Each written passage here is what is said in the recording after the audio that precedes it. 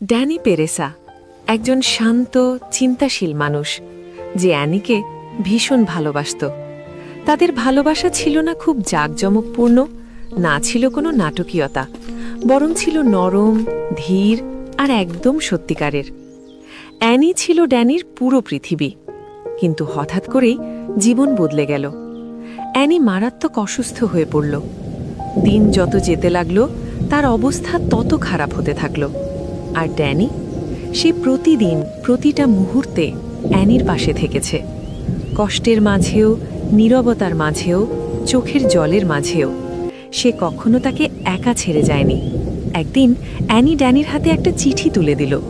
শান্ত কণ্ঠে বলল, এটা এখন খুলবে না, শুধু তখনই পড়বে যখন মনে হবে তুমি আমাকে ছাড়া আর বাঁচতে পারছো না। এর কিছুদিন পরই অ্যানি চলে গেল। ড্যানির পৃথিবী থেমে গেল। দিন পেরিয়ে মাস, মাস পেরিয়ে বছর কেটে গেল। আপনার কি মনে হয়, কি এমন লেখা ছিল চিঠিতে যে অ্যানি আগে খুলতে দেয়নি?